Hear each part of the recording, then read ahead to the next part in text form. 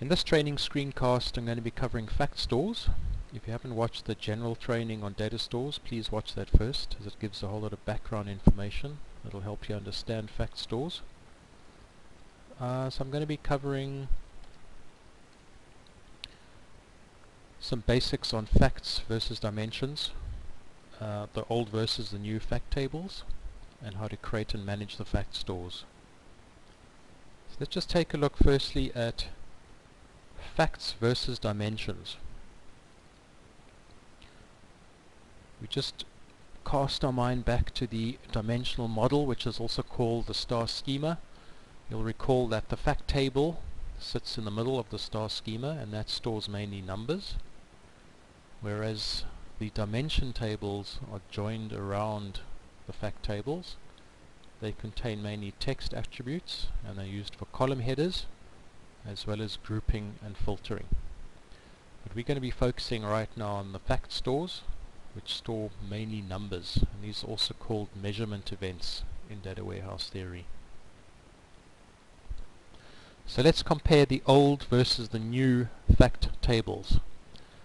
So looking at InfoStore, the way that we manage the old or the current fact tables is through the table mapping screen. So table mappings are found under this analysis tab.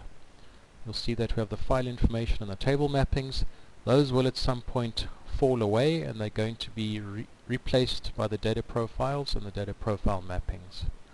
So table mappings, if we expand the fact node, we can see that these are all the fact tables. Now these are the fixed pattern tables that are deployed with InfoStore. And by clicking on one of these nodes, I can create a new fact table mapping. What's important here is that though I'm not actually creating a physical table, the table already exists and it has all of these fixed fields in it. Scrolling down, you can see they all have very generic names, and I can apply some business names over the generic names, such as price and quantity and so on. But all it's really doing here is generating a view over the fixed table. So the fixed table, if we look in the database, will look like that, and those are the columns, the fixed columns.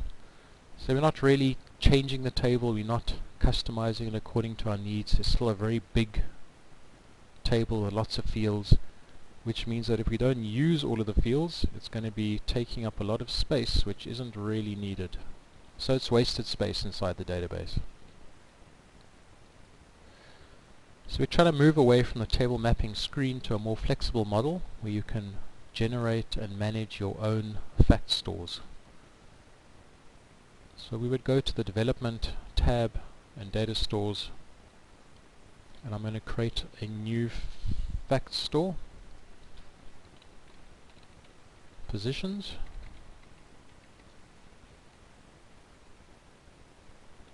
We'll get it right soon. And the data store type is fact, and we're going to pick a template which will bring us a few predefined fields. We click OK, and there you see it's already brought in a few fields which will be useful to us. So these are the general fields that we need for our fact store. It's also created some indexes on the table, so let's try to guess what you'll need. And we can see that it's also created a set-based table. I'll be covering that in future sessions.